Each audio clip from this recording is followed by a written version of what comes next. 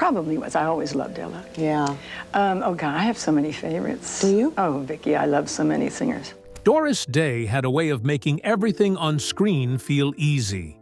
She was bright, charming, funny, and for years she looked like the kind of star who could make any story sparkle.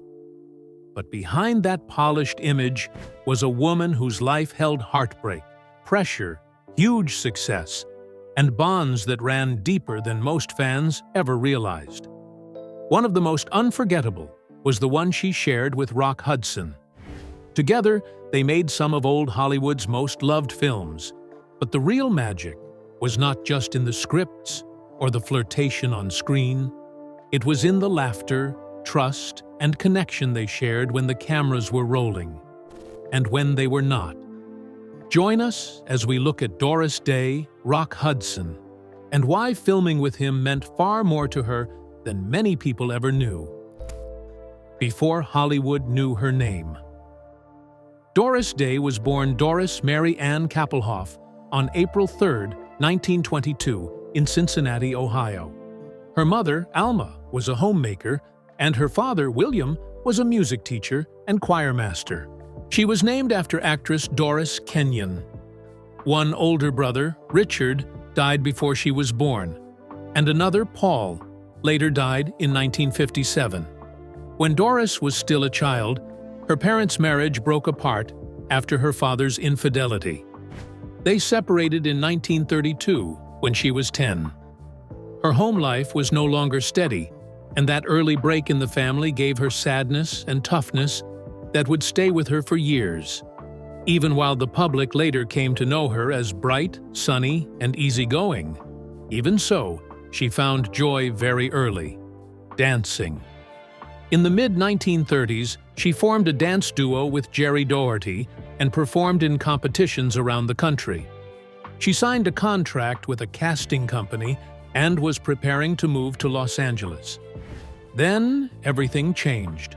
On October 13, 1937, while riding with friends to a party in Hamilton, Ohio, the car was hit by a freight train. Doris broke her right leg badly, and the injury ended her path as a professional dancer. For years, Doris told people she was born in 1924. But much later, on her 95th birthday, the Associated Press found her birth certificate and confirmed she had really been born in 1922. But that accident did not end her story. It pushed her toward the talent that would change everything. The voice that changed her life. While Doris recovered from the accident, she spent long hours listening to the radio and singing along. Later, she said she listened to Benny Goodman, Duke Ellington, Tommy Dorsey, and Glenn Miller. But the voice that fascinated her most was Ella Fitzgerald. Her mother noticed her talent and arranged lessons with Grace Rain. After only 3 lessons, Rain told Alma that Doris had tremendous potential and began giving her 3 lessons a week for the price of 1. Doris later said no one shaped her singing style more than Grace Rain. During those months, Doris landed her first professional work as a singer on Carlin's Carnival and at Charlie Yee's Shanghai Inn. During one of her radio performances, bandleader Barney Rapp heard her and asked her to audition, even though he had already listened to about 200 singers. In 1939, Rapp suggested a new name. Kappelhoff was too long for a marquee, and he admired her version of Day After Day, so Doris Day was born. She sang with his band and earned $50 a day, though her manager stole half. After that, she worked with Jimmy James, Bob Crosby, and Les Brown. In 1941, she appeared in 3 soundies with Les Brown's band. Early in 1945, she recorded Sentimental Journey with Les Brown. It went to #1 on Billboard and became an anthem for World War II servicemen. During 1945 and 1946, she had 6 more top 10 hits with the Les Brown Band. Les Brown said, "As a singer, Doris belongs in the company of Bing Crosby and Frank Sinatra." By then, Hollywood was starting to notice. How Doris became America's sweetheart. As the big band era faded and solo pop singers took over, Doris toured across the United States. She was singing with Les Brown, appearing on Bob Hope's weekly radio program, and building a bigger name. Her performance of Embraceable You impressed Jules Stein and Sammy Cahn so much that they recommended her for Romance on the High Seas in 1948. Doris was honest with director Michael Curtiz and told him she was a singer, not an actress. He liked that honesty and thought her freckles made her look like the all-American girl. The film gave her a huge solo hit with It's Magic. Soon after came more success with Love Somebody, Confess, and Someone Like You. Between 1948 and 1951, Doris placed 15 songs on the Billboard Hot 30 and became one of the top female pop vocalists in the country. She also appeared in light musicals like Tea for Two, On Moonlight Bay, and By the Light of the Silvery Moon. I'll See You in My Dreams. In 1951 was her biggest Warner Brothers box office success, and Calamity Jane in 1953 made her even bigger. Secret Love from that film won the Academy Award for Best Original Song and became her fourth #1 hit in the United States. Albums from 6 of her film musicals reached the top 10, and 3 hit #1. She even had her own radio program on CBS in 1952 and 1953. But while her public image looked bright and effortless, her private life was painful. She married trombonist Al Jordan in 1941. He had schizophrenia, and when Doris became pregnant and refused to have an abortion, he beat her in an attempt to force a miscarriage. Their son, Terrence Paul Jordan, was born in 1942. Her second marriage, to saxophonist George Weidler, lasted from 1946 to 1949. Then, on her 29th birthday, in 1951, she married film producer Martin Melcher, who later adopted Terry. Her next step would change everything. The new image that changed everything. By the mid-1950s, Doris was no longer just seen as a musical comedy star. She began taking more serious roles to widen her range. In Love Me or Leave Me in 1955, she played singer Ruth Etting opposite James Cagney. The film was a critical and commercial success and became her biggest film success to that point. Cagney praised her for having the ability to project the simple, direct statement of a simple, direct idea without cluttering it. Doris felt it was her best film performance. She followed that with Alfred Hitchcock's The Man Who Knew Too Much in 1956 with James Stewart. In that film, she sang Que Sera, Sarah, and We'll Love Again. Que Sera, Sarah won the Academy Award for Best Original Song and became one of the songs most closely tied to her name. After that came Julie, then a return to lighter work with The Pajama Game, Teacher's Pet, The Tunnel of Love, and It Happened to Jane. For years, disc jockeys ranked her the #1 female vocalist, but her success as a singer was starting to be overshadowed by her box office power. Hollywood could also see a problem. By the late 1950s, her last 5 films had not been as profitable as earlier ones. She had spent too many years as the girl next door, and the industry believed she needed a new image. Producer Ross Hunter sent her a script for Pillow Talk in 1959. Doris was drawn to its humor and cleverness, but she had trouble seeing herself as a chic interior decorator. Hunter pushed her to see that she could be more than the old image people had fixed on her. One piece was still missing: the leading man. Rock Hudson liked the script too, but he felt nervous about doing comedy because he had little experience with it. Then he met Doris. That meeting would start one of Hollywood's most loved pairings. The moment Hollywood found its perfect pair. Before Rock Hudson and Doris Day ever worked together, Rock already admired her. During World War II, while serving as an aircraft mechanic with the U.S. Navy, he loved her song Sentimental Journey. Barbara Rush later said that Rock just loved her singing and would play her music while on location. Even so, Rock and Doris had never met before Pillow Talk. When he was chosen for the film, he was nervous.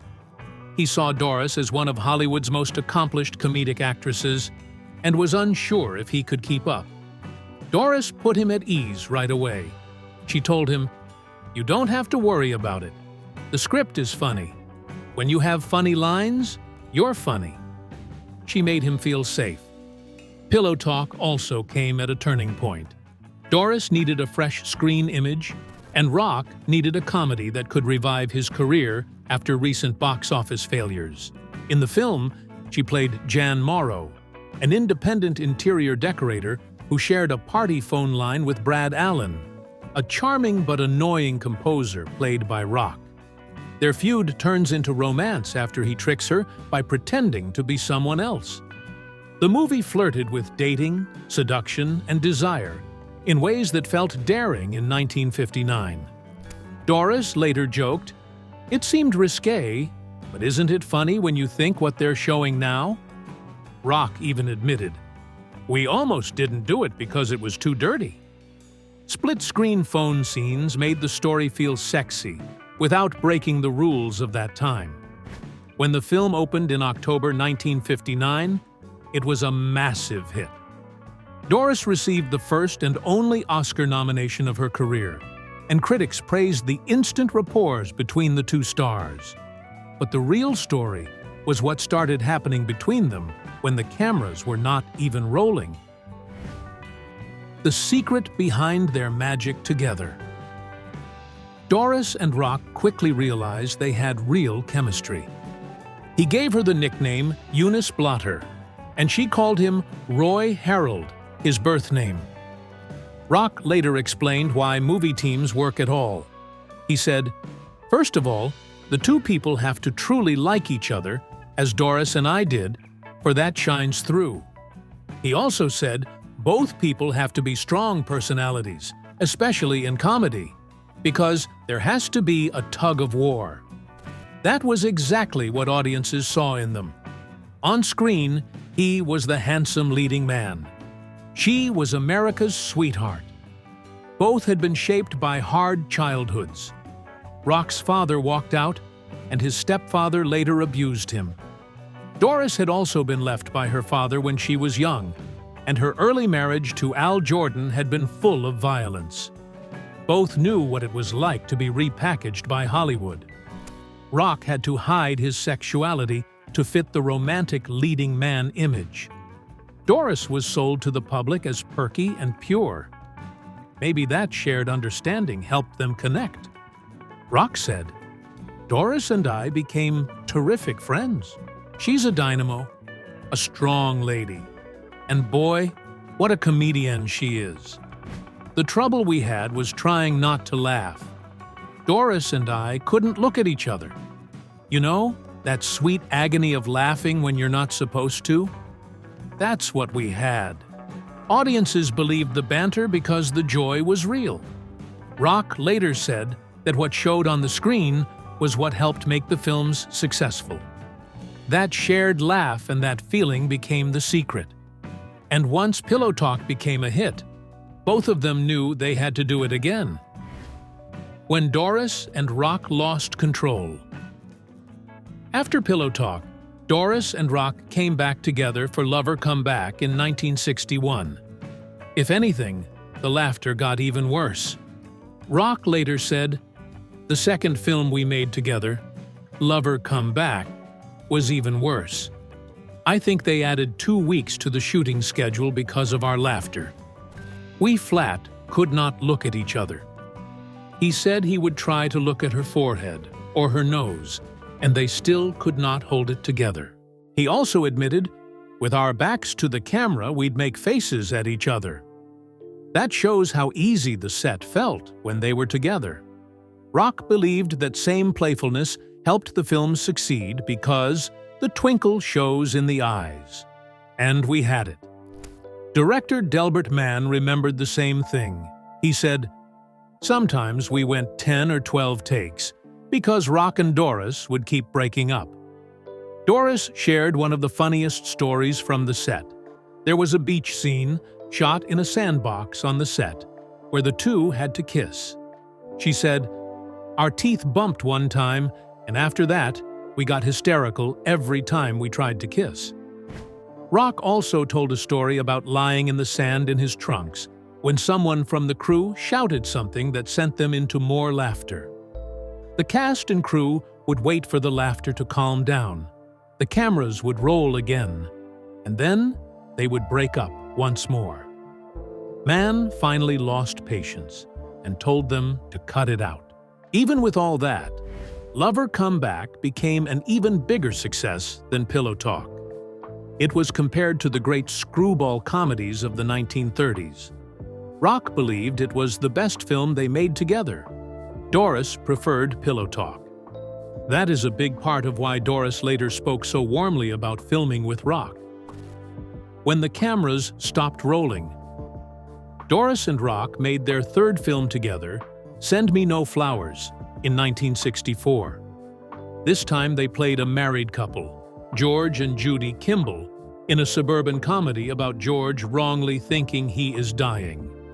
The film was a box office success, though critics felt it did not have the same chase and sexual tension as the earlier two, because the pair were already married on screen. Even so, people still praised the natural chemistry between them. For many viewers, the magic was still there because the bond was real. For the next 20 years, they tried to find another film to do together, but they never found a story that captured the same playful energy. Rock later said they could not find a modern story with the same sexual innuendo that had made those comedies fun. Their working relationship did not end there. He later appeared as a guest on her television special, the Doris Mary Ann Kappelhoff Special, in 1971. By then, Doris had gone through painful changes. In 1968, after Martin Melcher died, she learned that he and his business partner, Jerome Bernard Rosenthal, had squandered her money and left her deeply in debt. She later said of that time, "It was awful. I was really not very well when Marty passed away, and the thought of going into TV was overpowering." She discovered that Melcher had already committed her to the Doris Day Show and other television specials without asking her. She pushed forward because she needed to work and repay debts. The Doris Day Show began on September 24, 1968, and ran for 5 years after CBS gave her and her son creative control. Rock remained tied to one of the happiest parts of her screen career.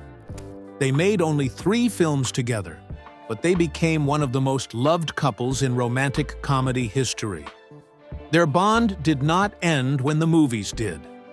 Years later, that friendship would lead to one last reunion, and this time, it would feel very different. The final reunion that broke hearts. By 1984, Rock Hudson had been diagnosed with AIDS, but the public did not know it. He kept it secret while still working and traveling to France and other countries looking for treatment. During a visit to London that year, he gave a rare television interview and looked thin, but the truth was still hidden.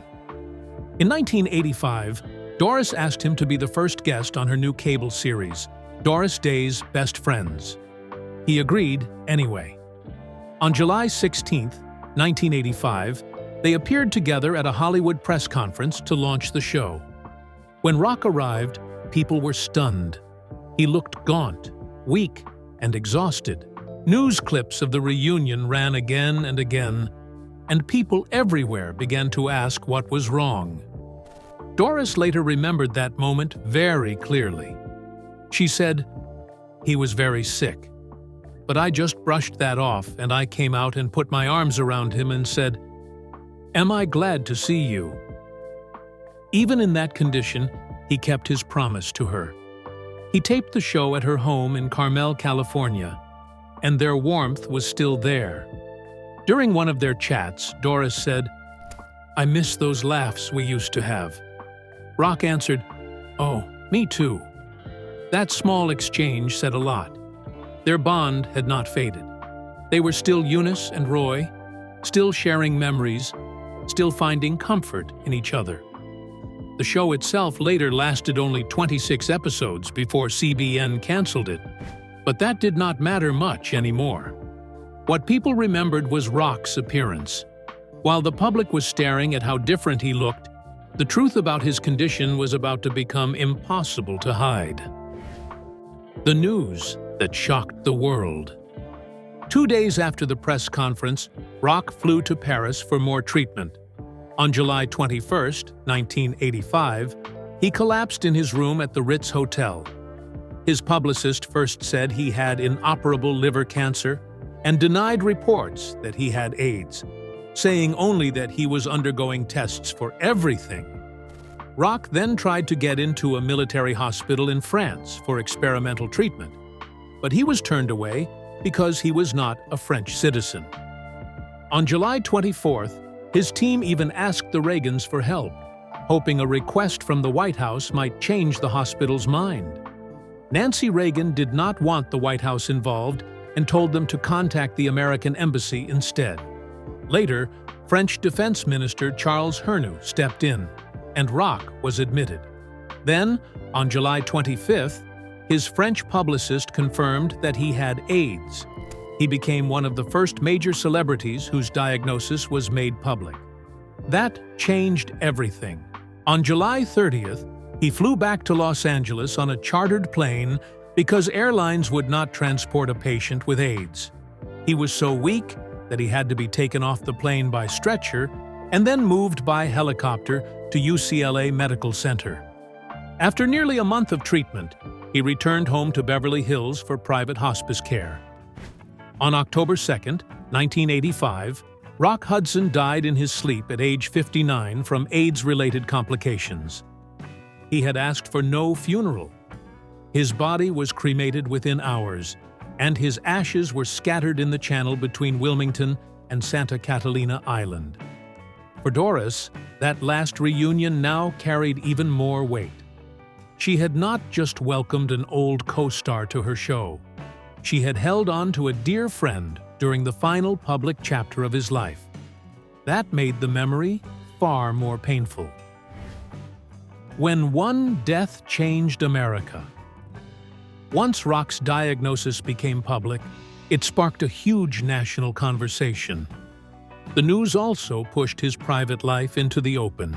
His homosexuality, which had long been hidden from the public, was suddenly discussed everywhere. Friend and writer Armistead Maupin later said he was the first person to confirm to the press that Rock was gay. People magazine ran a major story linking his illness to his sexuality, and many of Rock's friends in Hollywood spoke with sympathy and support. The effect was immediate. His illness gave AIDS a face that many Americans could no longer ignore. William M. Hoffman said, "If Rock Hudson can have it, nice people can have it. It's just a disease, not a moral affliction." Joan Rivers said his admission was a terrible way to bring attention to AIDS, but that in doing so, he helped millions. Morgan Fairchild said, "Rock Hudson's death gave AIDS a face." Rock himself sent a message to a Hollywood AIDS benefit in September 1985, saying, "I am not happy that I am sick. I am not happy that I have AIDS. But if that is helping others, I can at least know that my own misfortune has had some positive worth." Soon after his announcement, huge amounts of money were raised for research and patient care. Commitment to life had to move to a bigger venue, and Rock gave the first direct contribution of $250,000 to help launch AMFAR, the Foundation for AIDS Research. Congress also set aside $221 million to develop a cure for AIDS. Even so, the stigma did not disappear overnight. President Reagan, though a friend still made no public statement about Rock's condition until later. Doris also became tied to that moment because his last public appearance had been with her, and the memory of it never left her. The memory she carried for years. For Doris, that last visit with Rock never really left her. In later years, she spoke about it with deep emotion. In 2015, she remembered how weak he had become. He'd get very tired, she said. I'd bring him his lunch and fix him a big platter, but he couldn't eat. I'd say, "What if I get a fork and feed you?" But he said, "Doris, I can't eat." When it was time for him to leave, the goodbye broke her heart. They had a small plane to get him to the airport, she said. We kissed goodbye, and he gave me a big hug, and he held on to me. I was in tears. That was the last time I saw him, but he's in heaven now. She called him one of her dearest friends. In another interview, she said, "The world lost a talented actor and a fine human being when he passed away. I lost one of my dearest friends, and I still miss him so much." She remembered how funny he was and said, "He was one of the funniest men I've ever known, and the nicest." She loved the way he would walk into makeup and call out, "Eunice, are you here? I'll be over in a minute with a donut." In 2018, she also said, "Between scenes we'd walk and talk and laugh, and I guess our comedic timing grew out of our friendship and how naturally funny we were together." Looking back, she believed the reason people loved their movies was simple. They could tell how much she and Rock truly liked each other. That came through on screen, and it stayed with her long after he was gone. The hard years she had to face. While Rock's loss stayed with her, Doris still had many other battles to face. In the 1980s, the long legal fight over her money continued. In October 1985, the Supreme Court of California rejected Jerome Rosenthal's appeal in the malpractice case she had brought against him. In April 1986, the United States Supreme Court also refused to review the lower court's judgment. Then, in June 1987, Rosenthal filed a $30 million lawsuit against lawyers he said had cheated him out of investment money. And he even named Doris as a co-defendant, calling her an unwilling and involuntary plaintiff. Rosenthal claimed much of the money Doris had lost came from bad advice by other attorneys who told her to sell hotels and oil leases at a loss. Doris's son, Terry Melcher, later said his father's early death had saved her from total financial ruin. It was never known for sure whether Martin Melcher had knowingly harmed her, and Doris publicly said she believed he was innocent of any deliberate wrongdoing because he had simply trusted the wrong person. During these years, Doris still received major honors. She was inducted into the Ohio Women's Hall of Fame in 1981 and received the Cecil B. DeMille Award in 1989. In 1989, she had been scheduled to present at the Academy Awards, but suffered a deep cut to her leg and could not attend. In 1994, Day's Greatest Hits entered the British charts, and her version of Perhaps, Perhaps, Perhaps appeared in the soundtrack of Strictly Ballroom. She celebrated birthdays with an annual Doris Day Music Marathon, but she also turned down tribute offers from the American Film Institute and the Kennedy Center because both required her to attend in person. Even after years away, her name still mattered. The life she chose, in the end. After retiring from films, Doris lived in Carmel by the Sea, California. She kept many pets, adopted stray animals, and gave more and more of her life to animal welfare. In 1971, she co-founded Actors and Others for Animals and appeared in newspaper ads against fur. In 1978, she founded the Doris Day Pet Foundation, now the Doris Day Animal Foundation. Her fourth marriage, to Barry Comden, lasted from 1976 to 1982. He had won her over partly by giving her meat scraps and bones for her dogs, though he later complained that she cared more for her animal friends than for him. From the 1980s, she also owned the pet-friendly Cypress Inn in Carmel. In 1987, she formed the Doris Day Animal League, and in 1995, she started the annual World Spay Day. She also stayed active in HIV and AIDS awareness for many years, helping with fundraising and awareness work. In 2004, President George W. Bush awarded her the Presidential Medal of Freedom.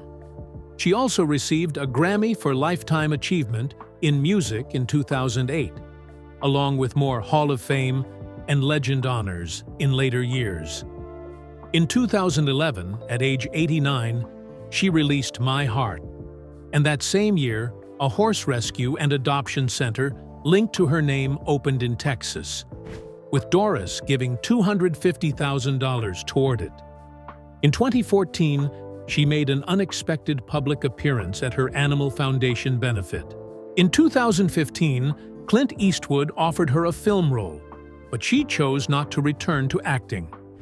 In 2016, she gave ABC a telephone interview on her birthday, joined by photos from her life and career. In 2019, just after her 97th birthday, she spoke about Pillow Talk and said, "I had such fun working with my pal, Rock. We laughed our way through 3 films we made together and remained great friends. I miss him." She stayed mostly private, but she never disappeared from the hearts of fans. That quiet choice suited her life. She died of pneumonia at her home in Carmel Valley on May 13, 2019, at age 97. As she wished, there were no funeral services, no grave marker, and no public memorial. Do you think Doris and Rock had one of the most genuine friendships in old Hollywood? Which moment in their story stayed with you the most? Their laughter on set, their lasting friendship, or their final reunion? Share your thoughts in the comments below. And don't forget to hit like, subscribe, and stay tuned for more incredible stories from Hollywood's fascinating history. See you next time.